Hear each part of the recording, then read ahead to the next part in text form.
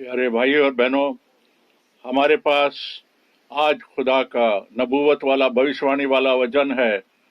हमारा वफादार प्रभु, अब हम प्रार्थना में हैं। अब हम आपको सादर सम्मान देते हैं और महिमा देते हैं कि आज आपने हमको इस रास्ते पर चलाया और इस रास्ते पर डाला। हे प्रभु यीशु मसीह, और ये जो सकरा रास्ता है, जो तंग रास्ता है, इस पर आप हमारी रक्षा करें, सुरक्षा करें,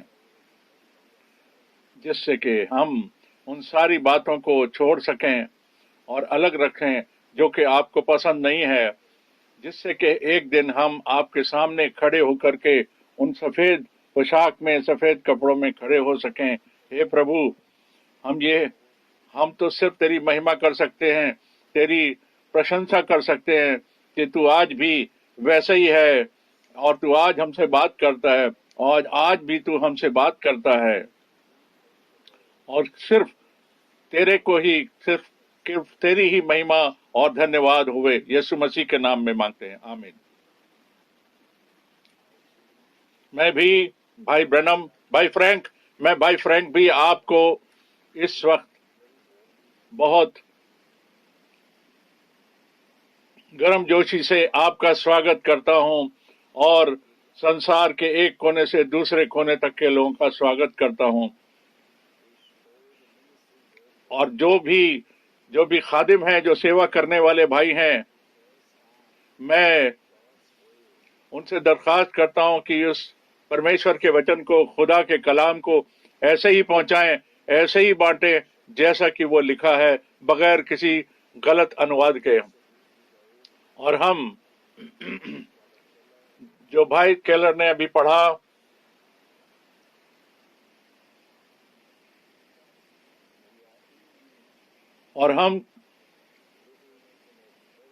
और बेशक हम इस खास समय में रह रहे, खास वक्त में रहे हैं, और हमारे खुदावन यीशु मसीह की आमद बहुत नजदीक है। और ठीक इसी प्रकार से ये जो अंत का समय चल रहा है, और हमने खुदावन के प्रोग्राम में, उसकी योजना में, परमेश्वर की योजना में उस भाग को अच्छी तरीके से समझ सका, उन भागों को अच्छी तरह समझ लिया कि आदम से और यीशु मसीह तक 4000 साल का वक्त गुजरा, और यीशु मसीह के बाद अब 2000 साल का वक्त गुजरा। जैसा कि हमने मुकाशफा, प्रकाशित वाक्य की किताब में और उसके 20वें अध्याय में पढ़ते हैं कि खुदावन के 1000 साल के बादशाह के बारे में जो यहाँ पर होने वाली है, उसके बारे में हम जानते हैं। और उसके बाद हम पढ़ते हैं कि नया आसमान और नई जमीन और बनाए जाएंगे, वो आएंगे, और खुदावन के पास नजात का एक प्रोग्राम है, एक योजना है, और समय शुरू हो चुका है। और जो समय शुरू हुआ, वो वक्त शुरू हुआ, वो खत्म भी होगा। और जो हमेशा हमेशा, यानी कि जो अनंत काल है, इटर्निटी है, उसकी कोई शुरुआत नहीं है, ना कोई अंत है। हमारा तो ये काम है, हमारा ये यत्न है कि ये दिखाएं, क्योंकि हम पाक कलाम से ये दिखा पाएं कि अब हम इस वक्त और हम समय के अंत में पहुंच चुके हैं। और ये वो आखिरी काल है, आखिरी समय है, इससे पहले कि हमारे प्रभु की आमद हो जाए। और इसलिए कि प्रभु अपने रासबाजी के काम को, धार्मिकता के काम को कामलियत की तरफ पूरा करेगा, और हम इस चीज की गवाही होंगे, और हम इस चीज की गवाही दे सकते हैं कि खुदा का काम अब पूरा हुआ। और हम ये ईमान रखते हैं, विश्वास रखते हैं कि जो प्रभु ने, कि उसने कहा कि मैं तो तुम्हारे लिए एक जगह तैयार करने के लिए जाता हूं, और मैं दोबारा आऊंगा, और जिससे कि मैं तुमको अपने पास ले जाऊं, जिससे कि जहां पर मैं हूं वहां तुम भी मेरे साथ रहो। और अभी जो पढ़ा गया वचन से हमने खास तौर पे ये सुना, इसके ऊपर जोर देकर बताया गया कि जो नबूवत का कलाम है, भविष्यवाणी का वचन है, उसके बारे में बताया गया। और अब हमारे पास ये खास तौर पर ये इस चीज का ऐलान, इसकी शिक्षा, इसके बारे में बताया गया कि ये जो नबूवत वाला भविष्यवाणी का हिस्सा है, उसके बाद शिक्षा, और उसके बाद में जो जताने की और वचन फैलाने की बातें, और हम ये सारी बातें जो सुनते हैं, जो खुदा के कलाम को, वचन को सुनते हैं, जिससे कि हम इसका अनुभव कर सकें और अपने तैयारी को कर सकें, जिससे उस महिमा वाले दिन के लिए, जिस दिन प्रभु आएगा, हम अपने आप को तैयारी बख्श सकें। और अब हम कुछ वचन से, कलाम से कुछ आयतें पढ़ेंगे। पहली बात जरूरी है खास तौर पर कि हम खुदावन के बेटे बेटियां होने के नाते हमको चुना गया है, जिससे कि हम परमेश्वर की, खुदावन की उस जलाल और महिमा को देख सकें। और हमारे को लेपालक का वो रूप दिया गया है, लेपालक का अधिकार दिया गया है, और खुदावन ने अपने बेटे और बेटियां, हमें मनुष्यों के पुत्र और पुत्रियों से अपने पुत्र और पुत्रियां, बेटे बेटियां बना लिया और हमें अनंत जीवन दे दिया। अब हम पढ़ते हैं, और अब कुछ कलाम में से कुछ बातें पढ़ते हैं जो अभी पढ़ा गया, जो भाई केलर ने वचन पढ़ा, उसके अलावा अब हम और कुछ वचन पढ़ते हैं।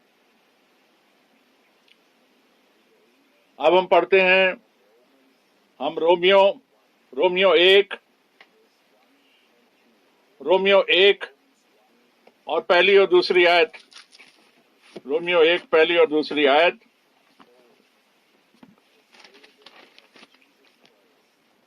रोमियो 1 पहली और दूसरी आयत।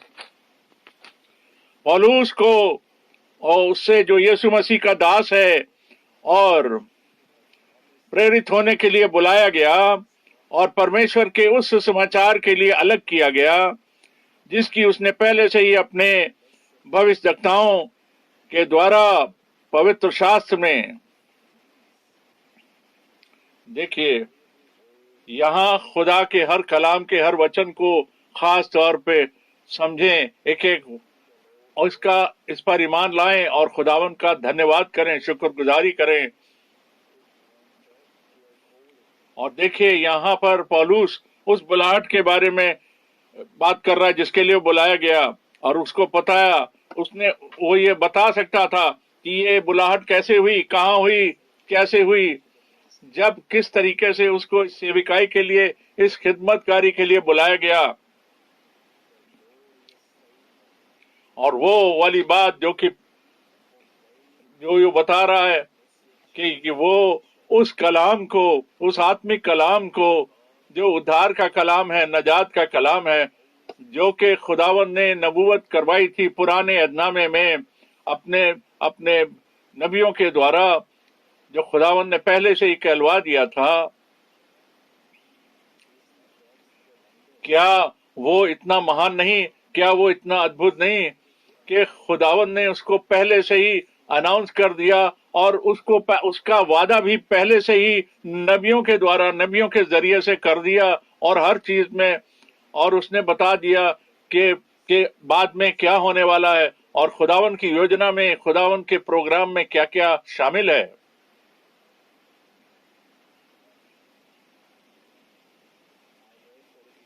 मैंने तो अभी पहले ही ब्रॉडकास्ट में कहा कि नए नियम में, नए अहदनामे में हमें 54 नबूवतों का पूरा होना बताया गया, जो पुराने अहदनामे की थी।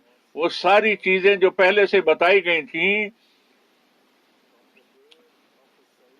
खुदावन हमारे नजात दहिंदा की पैदाइश से लेकर उसके उठाए जाने, स्वर्गारोहण तक, जी उठने के बाद उठाए जाने तक की बातें पुराने नियम में, पुराने अहदनामे में पहले से ही बताई गई। और नए नियम में भी, नए अहदनामे में भी हम जानते हैं, हम देखते हैं कि वे 54 ऐसे हवाले पाए जाते हैं जहां पर उसको साबित किया गया, उसकी गवाही दी गई और उनके बारे में बताया गया और जो वादे पहले किए गए थे वो हमें दिखाया गया कि नए ऐहदनामे में कैसे पूरे हुए।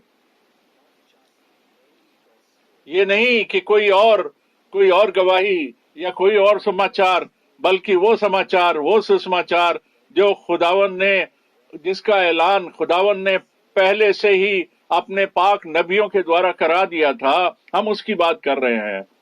और ये है कि जिसके लिए पुराना और नया अहदनामा आपस में एक हैं, आपस में मेल खाते हैं।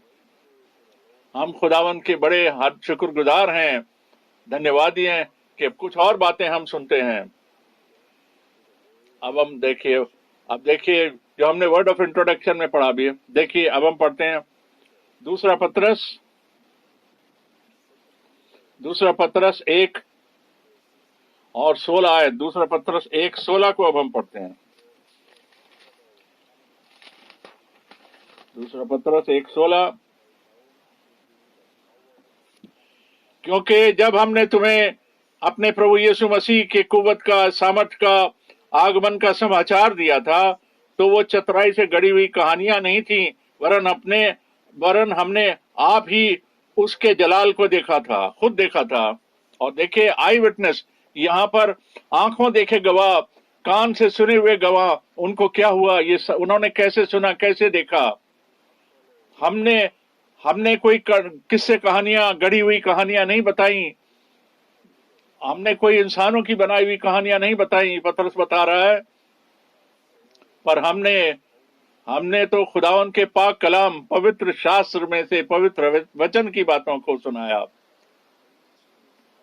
और हमने ये बिलीवर्स को, विश्वासियों को बता रहा है कि हमने उसी का प्रचार किया। इसको ग्रहण करें, इसको हासिल करें, इसको रिसीव करें,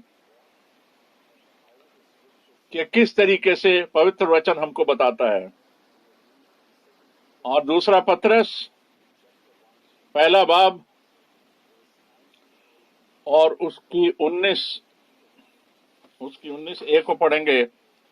दूसरा पत्रस 1 और 19, हमारे पास नबियों का वो वचन है जो इस घटना के द्वारा दृढ़ ठहरा। जो तुम चाहते हो, ये समझकर ध्यान रखते हो कि वो एक दिया है, रोशनी है, जो अंधियारे के स्थान में उस समय तक प्रकाश देता है, रोशनी देता है, जब तक पौ ना फटे और भोर का तारा तुम्हारे दिलों में ना जाग जाए। हम ये बड़े जोर से कह सकते हैं कि ये जो नबूवत का कलाम है, ये जो वचन है हमारे सामने, और प्रभु की प्रशंसा, उसके नाम को महिमा हो, कि जो पहले से ऐलान किया गया, जो बताया गया, और वो पहले उसके बारे में बताया गया, फिर उसका कंफर्मेशन हुआ, उसके बाद नबियों के द्वारा, पहले नबियों के द्वारा, फिर रसूलों के द्वारा जो बताया गया और ऐलान किया गया, वो 100% 100% सेम है। और ये बड़ी अद्भुत बात है कि कोई भी ऐसी बात नहीं पाई जाती वचन में जिसमें के आपस में कोई मेल ना खाए, पर हर चीज आपस में आत्मिक तौर पर हर चीज बताई गई है और उसका ऐलान किया गया, और ये जिससे कि हम उसको सुन सकें। और आज भी वो इस चीज की गवाही देता है, ये कलाम हमारे वक्त में भी, हमारे समय में आज इतनी सारी शिक्षाएं अलग अलग टाइप की दी जा रही हैं, पर हमारे लिए तो हम तो हर चीज की गवाही और हर चीज का विश्वास बड़ी ईमानदारी के साथ, जिंदा दिली के साथ हम इस कलाम को लेकर चलते हैं। हमारे पास तो वो कलाम है, वो नबूवत का कलाम है, जो कि एकदम गढ़ा हुआ है, जिसमें कोई बनावट नहीं, जिसमें कोई कहानियां नहीं।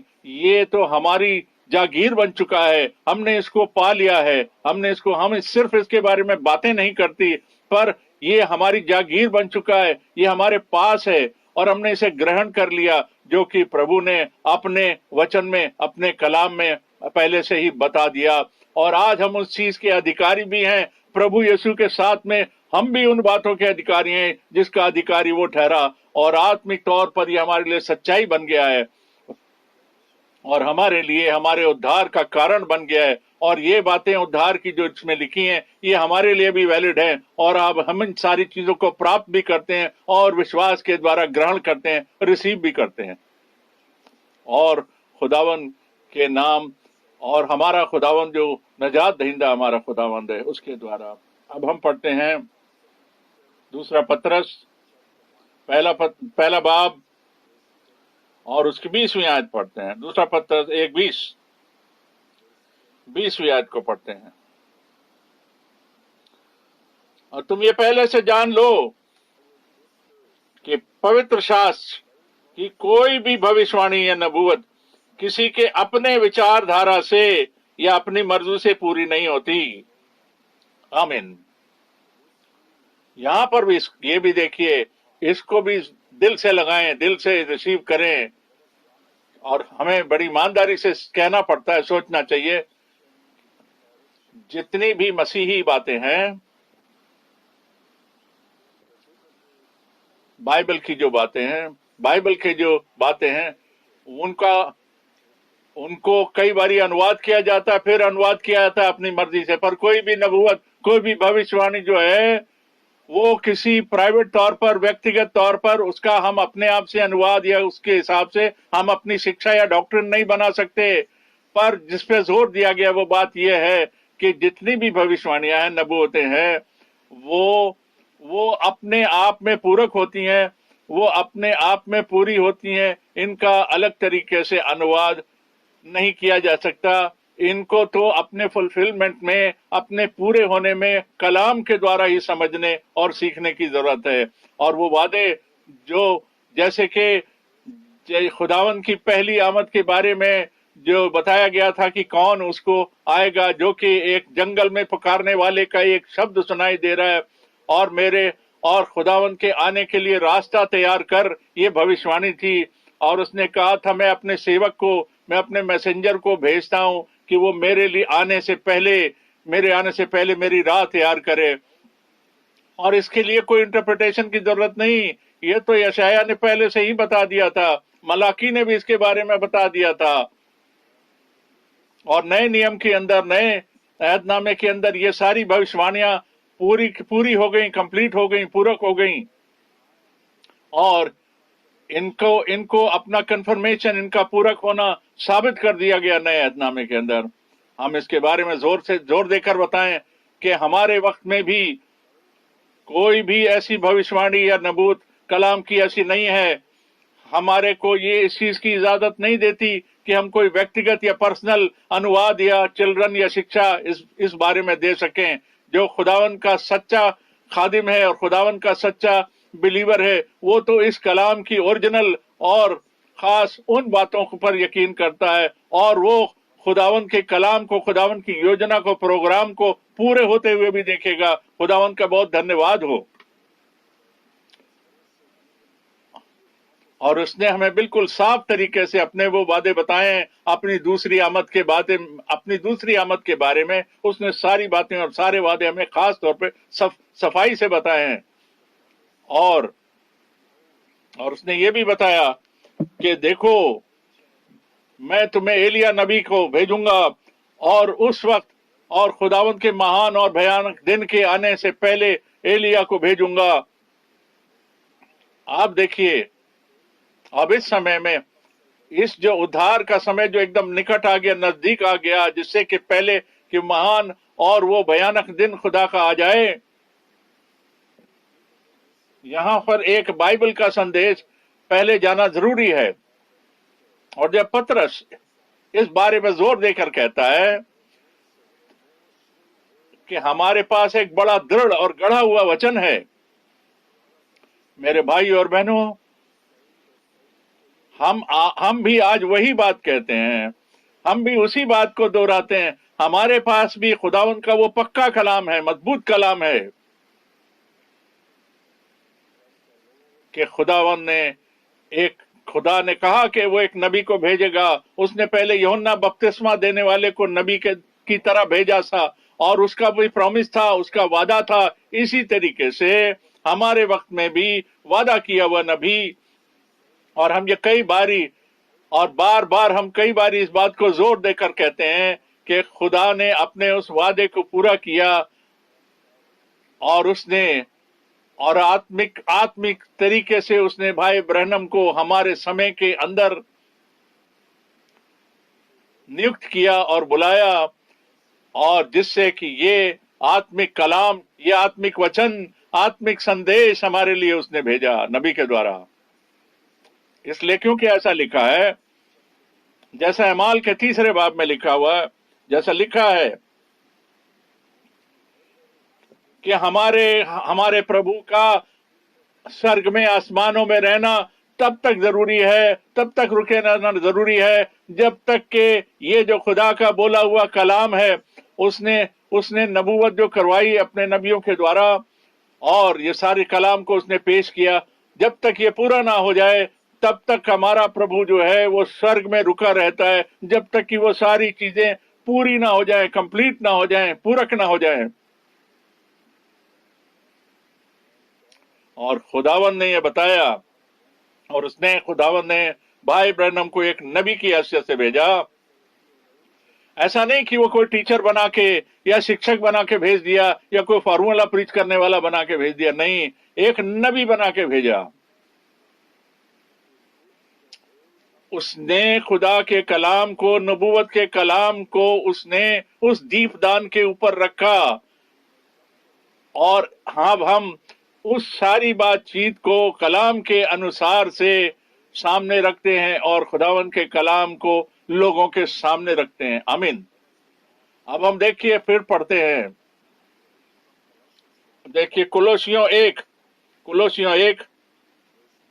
और उसकी 9 आयत। कुलोसियों 1 और 9, कुलोसियों 1 और 9।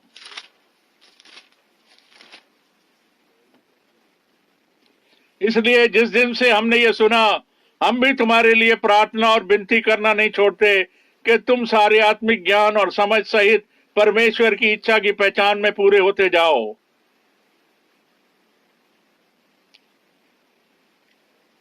आमीन, आमीन। यहां पर देखिए, ये हमारी दुआ, आज हमारी भी ये दुआ है कि खुदावन हमारी अगुवाई करे, प्रभु हमारी अगुवाई करे, कि हमारे अंदर वो आत्मिक समझ आ जाए, ऐसा प्रभु होने दे। ये हमारी प्रार्थना है। यहाँ पर ये नहीं कि हमारा दिमाग, हमारे दिमाग से बात नहीं करी जा रही, बल्कि हमारे हृदय से, हमारे मन से वो बात करी जा रही है। और जैसे कि नबियों ने बताया, जैसे कि वो नबी जो थे, जिनको डायरेक्ट इंस्पिरेशन मिला था खुदावन की तरफ से, पाक रूह की तरफ से उनको समझाया गया था। और जैसा हमारे प्रभु के बारे में लिखा है कि प्रभु का आत्मा, परमेश्वर का आत्मा प्रभु के ऊपर था, और उसने उसका अभिषेक किया, उसको अनॉइंट किया, उसका मसा किया, और इसी प्रकार से प्रेरितों पर भी, रसूलों पर भी, और वो पवित्र आत्मा से, पाक रूह से भरे हुए थे। और वो पाक रूह ने उस पाक रूह ने उनकी अगुवाई करी, उनको समझाया, और उस सच्चाई को उनके ऊपर जाहिर किया।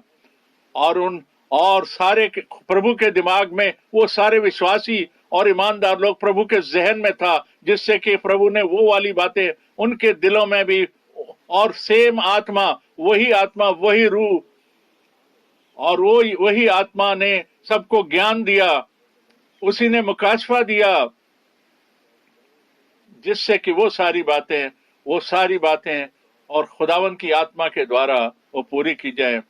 और उन सब लोगों के अंदर, वो जो उसको सुनते हैं, जो उस बच्चों को सुनते हैं, और उनको उसका मुकाशफा मिलेगा, उस खुदावन के पाक कलाम का मुकाशफा मिलेगा। इसलिए ये लिखा है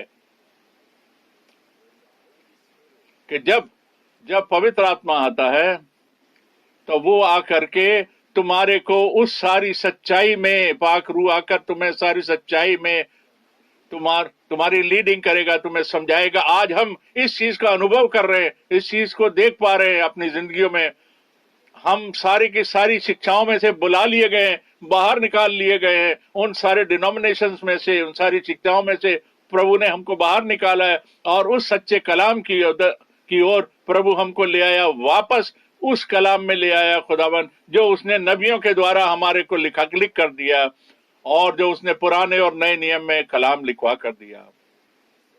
इसलिए आज हमारी भी ये दुआ है, यही प्रार्थना है कि जो इस बात को सुन रहे हैं वो इस आत्मिक वचन के ज्ञान को, इसके मुकाशफा को, इसके प्रकाशन को और इस आत्मिक विश्वास को पा सके, ग्रहण कर सके और खुदावन की जो सारी योजना, जो सारा प्रोग्राम है नजात का, उद्धार का, वो हमारे ऊपर विकसित किया जाए, हमारे ऊपर जागृत किया जाए और जिससे कि हमारा भाग, हमारा हिस्सा, हमारा सीधा हिस्सा उस योजना के अंदर में पाया जाए। और हमारा प्रभु का बड़ा धन्यवाद हो जिसने कि हमारे समय में इस धरती के ऊपर इस वचन को दिया और हमने उस चीज को पा लिया जिसका प्रचार, जिसका वादा उसने हमसे, जिसका ऐलान उसने पहले से किया था, क्योंकि हम तो वादे के फर्जंद हैं और इसीलिए हम उस पर विश्वास भी करते हैं और जो खुदावन ने जो अपने वचन में जो वादे किए हम उन पर ईमान रखते हैं। हम फिर पढ़ते हैं कोलोसियों 1 और 14 आयत, कोलोसियों 1:14 को पढ़ते हैं, जिसमें हमें छुटकारा अर्थात पापों की क्षमा मिलती है। 14 आयत। प्रभु का बड़ा धन्यवाद हो। यह सिर्फ शिक्षा के बारे में नहीं, सिखाने के बारे नहीं, बल्कि हमें इन बातों से जब हम दिल से उस पर ईमान लाते हैं तो उस प्रभु यीशु मसीह के नाम में हमें पूरा छुटकारा मिलता है, छुटकारा मिलता है और क्षमा मिलती है और हमारा जोड़, हमारा रिश्ता उससे दोबारा कायम हो जाता है। और उस खून के द्वारा, जो नए ऐदनामे का जो खून है, जो नई वाचा का खून है, जो हम पर और हमारे पापों के ऊपर जो था लगा हुआ था, उस गुनाह की जो छाप थी, वो इस खून के द्वारा हमें छुटकारा मिला है और हमारा छुटकारा हो गया वचन के द्वारा और पापों से हमें क्षमा मिली। और ये बिल्कुल ऐसा हो गया, इतना साफ कर दिया गया, इतना धो दिया गया कि हमें कोई अपने अंदर गलती महसूस नहीं करनी चाहिए, क्योंकि हमारे गुनाह तो साफ किए गए जैसे हमने कभी नहीं किए। और तब हम भी ये कह सकते हैं कि पौलुस की तरह हम कह सकते हैं कि जो यीशु मसीह में है वो एक नया फर्जंद है, वो एक नया जीवन बन जाता है, नया मनुष्य बन जाता है और पुरानी बातें जाती रहीं और अब नया जीवन शुरू हो चुका, सब कुछ नया हो गया है। हम प्रभु के बड़े धन्यवादी हैं, शुक्रगुजार हैं इस प्रकार की शिक्षा के लिए, इस प्रकार के वचन के लिए, कलाम के लिए, जो हमें अपने दिलों से लगा कर रखना चाहिए और दिल से उसको मानना चाहिए और ईमान रखना चाहिए, जिससे कि हम उसके अंदर और गहराई से पाए जाएं और हम इसको प्राप्त करें और अपने छुटकारे को पालें। और प्रभु ने बड़े जोर से चिल्लाकर सलीब से कहा, क्रूस से कहा कि ये सब पूरा हुआ।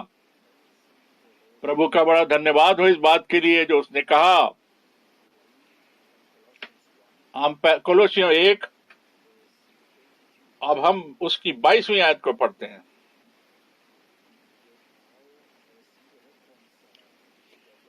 अब उसने अपनी शारीरिक देह में मृत्यु के बाद तुम्हारा भी मेल कर लिया, ताकि तुम्हें अपने सामने पाक और निष्कलंक, बेदाग और बेऐब, निर्दोष बनाकर हाजिर कर सके।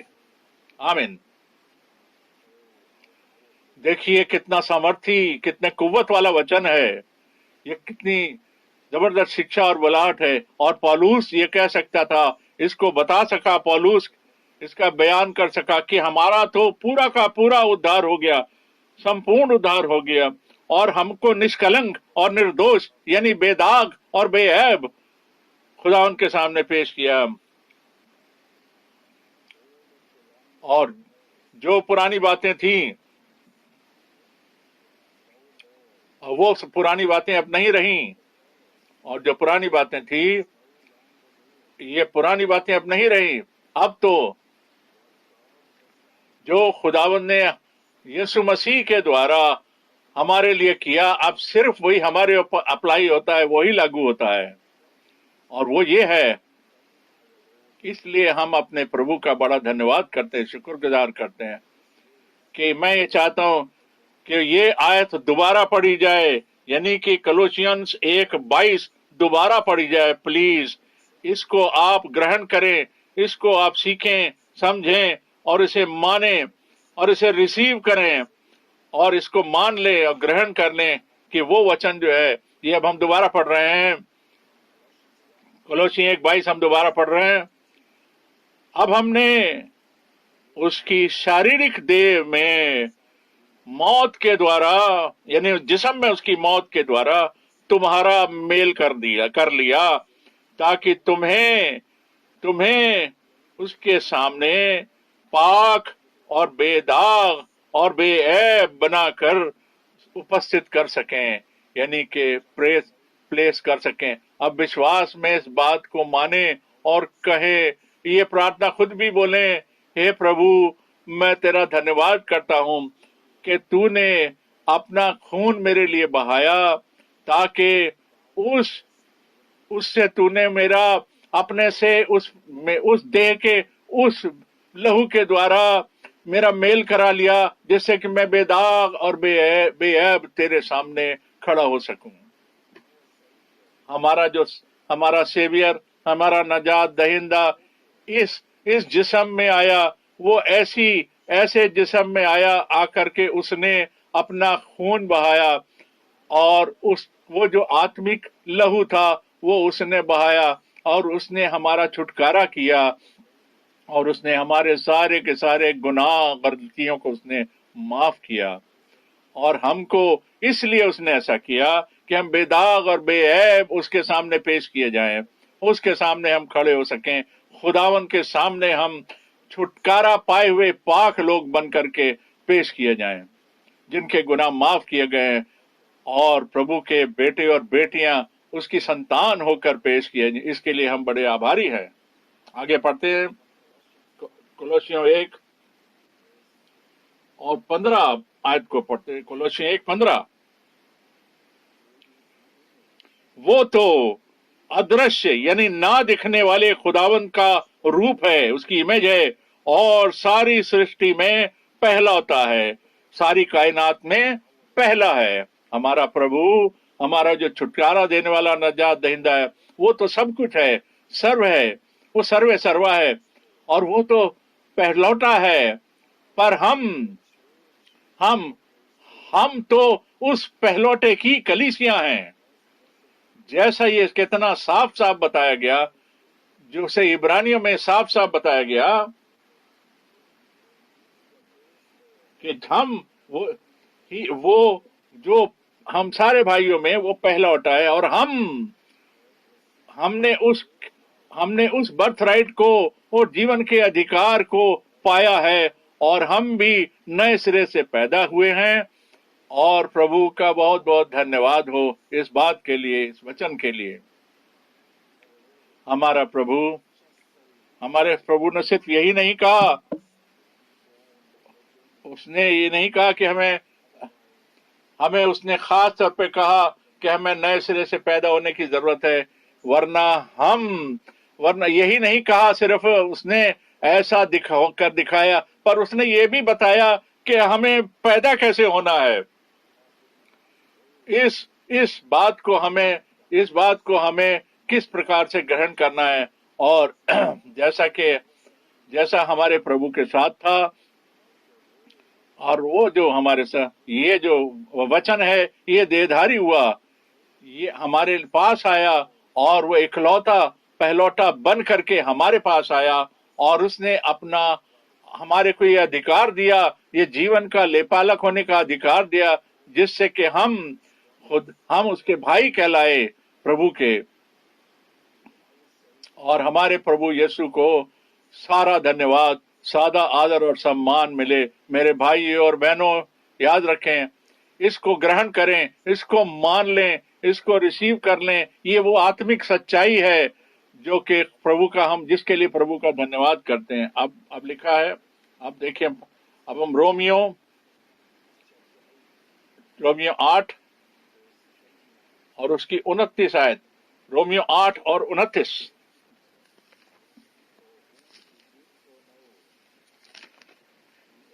रोमियो 8:29 में लिखा, क्योंकि जिन्हें उसने पहले से जान लिया उन्हें पहले से ठहराया भी, और उसके, जिससे कि हम उसके बेटे के स्वरूप हो जाएं, ताकि वो बहुत भाइयों में पहलौठा ठहरे। प्रभु जो है वो भाइयों में पहलौठा ठहरे।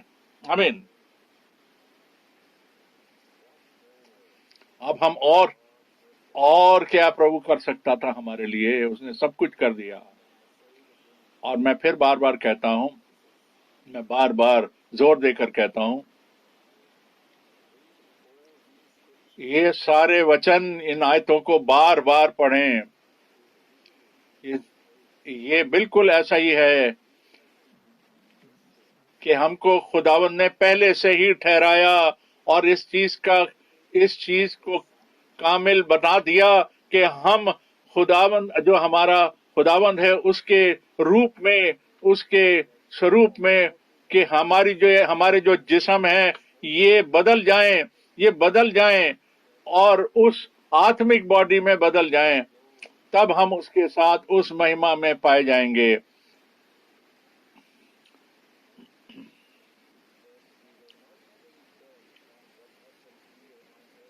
तो हम ये नहीं सोचेंगे कि यहां जमीन पे क्या हुआ,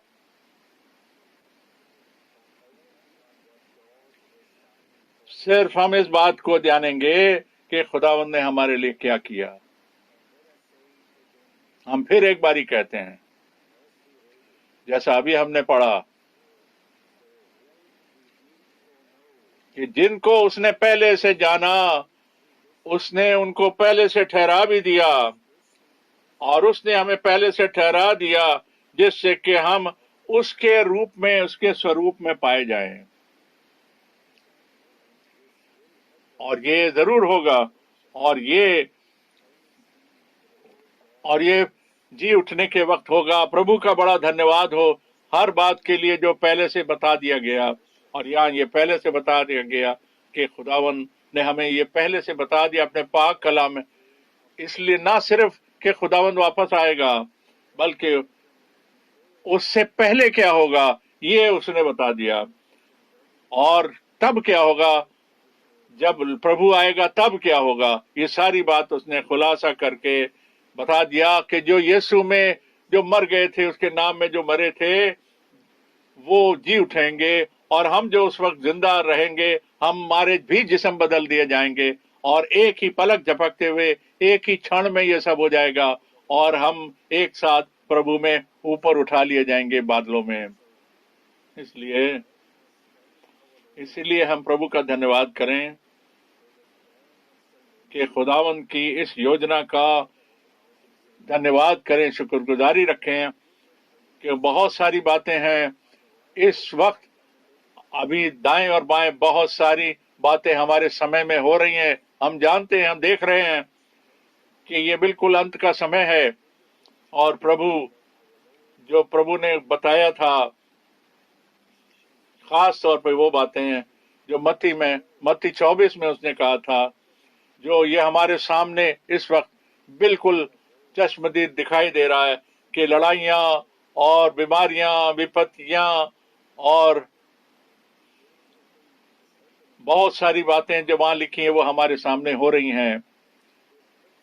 और देखिए उत्तेजना, ये सारी चीजें हमारे सामने, और बहुत सारे लोग जो परेशान हैं, विपत्तियों में हैं।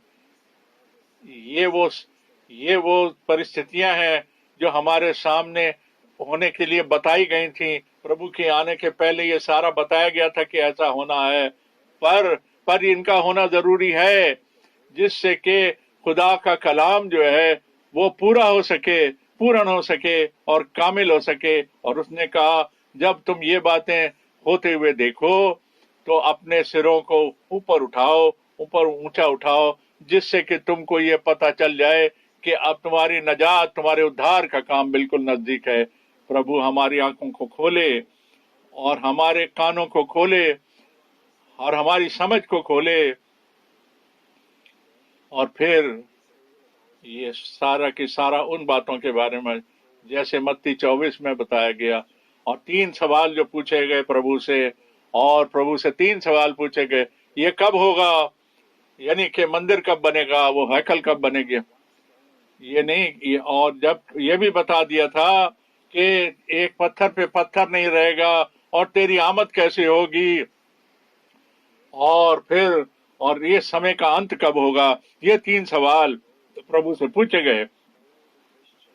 और प्रभु ने तीनों सवालों का जवाब दिया था। और सबसे बड़ी बात, खास बात हमारे लिए है, हमारे प्रभु ने बताया, उसने खास तौर जोर देकर कहा 14 आयत के अंदर ये बताया कि ये जो संदेश है, ये जो सुसमाचार है, ये जो खुशखबरी है, ये उद्धार का वचन जो है, ये सारे संसार में, सारे देशों में गवाही के तौर पर पेश किया जाएगा, प्रचार किया जाएगा, और इसके बाद अंत आएगा, इसके बाद खात्मा होगा।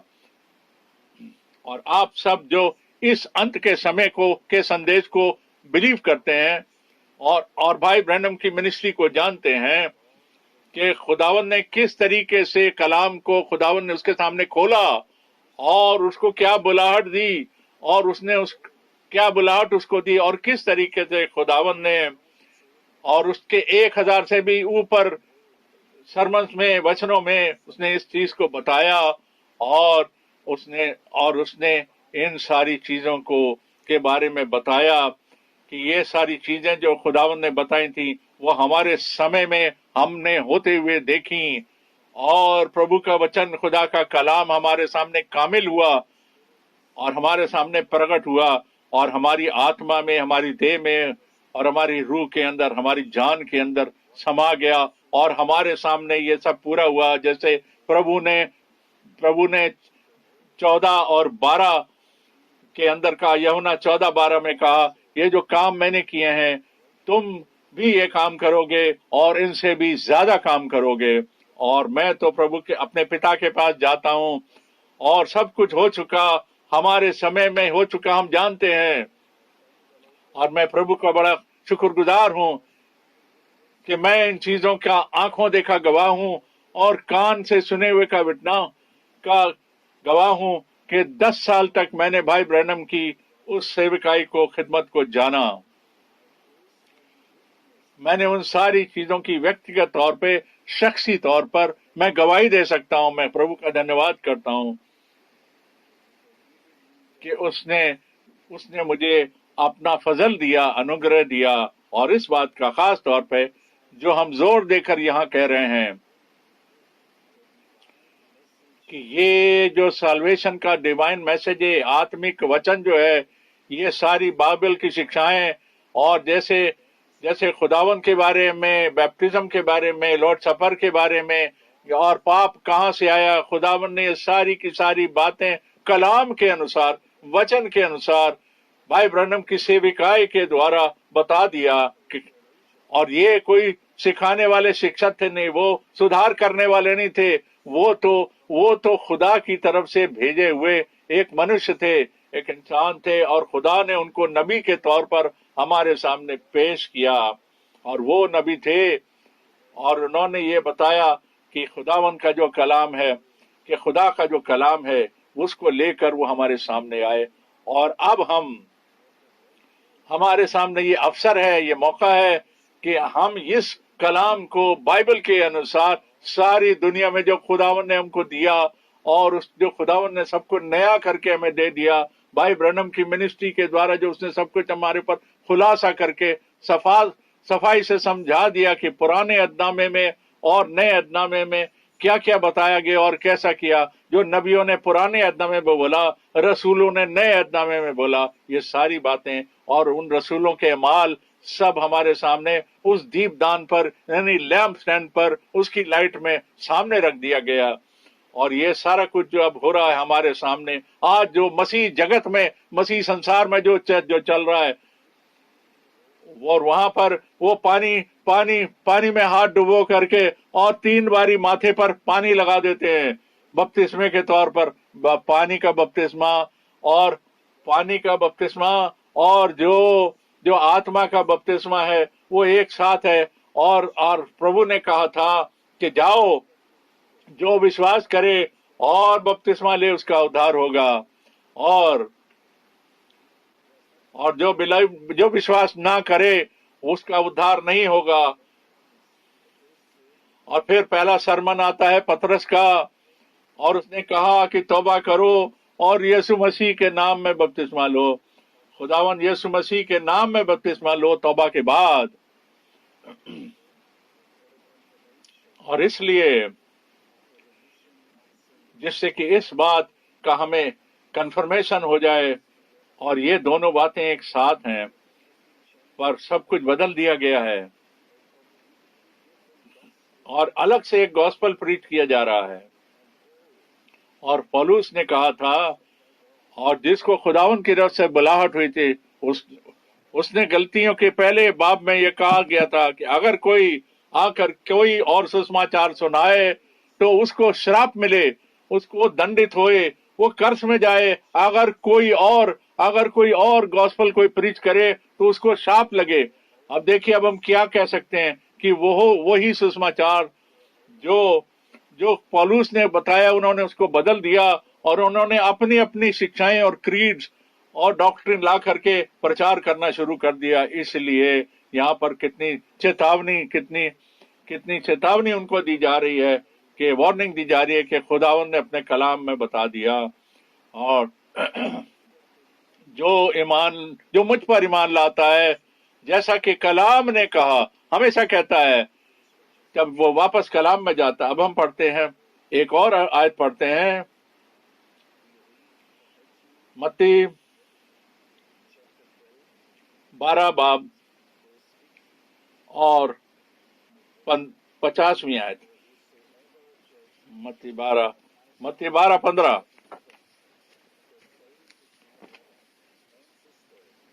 मत्ती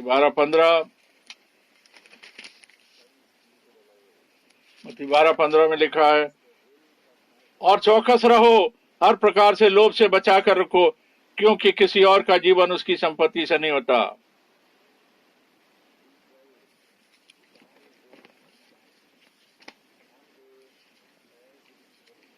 उसने कहा, जैसे तेरी इच्छा आसमान पर पूरी होती, जमीन पर भी पूरी हो। अपने दिल पर हाथ रखें और कहें और दुआ करें, ये डायरेक्ट दुआ करें, खुदा से दुआ करें, उसके सामने प्रार्थना करें कि मेरे खुदावन, तेरी इच्छा तेरी मर्जी मेरे जीवन में पूरी हो, मुझ पर पूरी हो। क्योंकि जो खुदावंद की इच्छा को करता है, जो खुदावंद की मर्जी पर चलता है, वही खुदावंद में मान्यता पाता है। खुदावंद उसी को ग्रहण करता है, उसी को एक्सेप्ट करता है।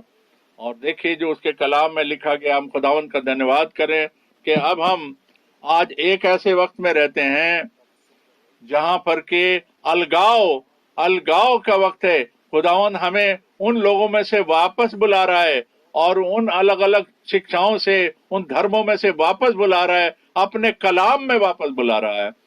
और ये हम खुदावंद की तरफ वापस जा रहे हैं, जिससे कि हम एक ही ईमान हमें रसूलों के द्वारा दिया गया, संतों के द्वारा दिया गया, प्रभु के वचन में। एक और वचन हम पढ़ने जा रहे हैं, और कोलोसियों 1 और उसकी 18 आयत पढ़ रहे हैं। कोलोसियों 1:18 पढ़ रहे हैं। कोलोसियों 1:18 कोलोसियों 1:18 पढ़ रहे हैं, और यहां लिखा है कि वही देह और कलीसिया का सिर है, वही आदि है, और मरे हुओं में से जी उठने में पहलौठा है, जिससे कि वह सब बातों में प्रधान ठहरे। हम इसको आमीन और हालेलुया कहते हैं इस कलाम के लिए। खुदावन बड़ा वफादार खुदा है,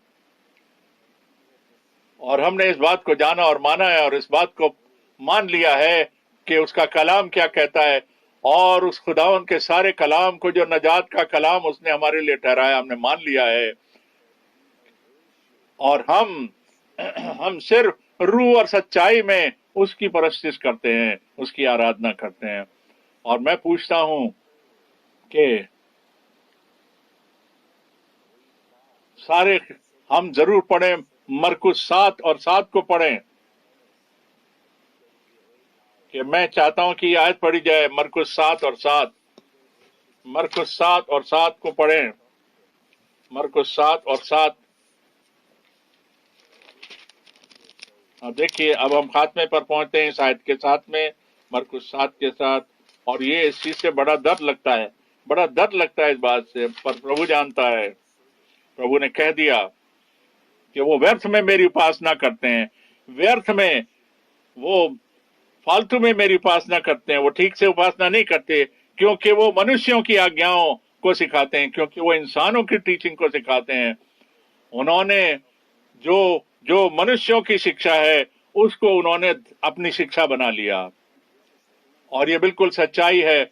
और देखिए, ये सारे धर्मों में ये बताया जा रहा, ये सारे धर्मों में, सारी शिक्षाओं में, सारे डिनोमिनेशन में ये बात लागू होती है कि उन्होंने उन्होंने अपने अपने डॉक्ट्रिन, अपनी अपनी शिक्षाएं बना ली हैं, और उन्होंने ये बना लिया है, और उन्होंने जो प्रभु की दुआएं और सारी दुआएं जो उन्होंने बना ली है, वो सब बेकार हैं, क्योंकि प्रभु ने कह दिया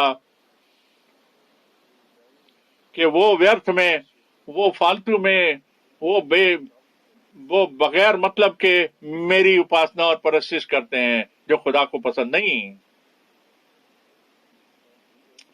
और अब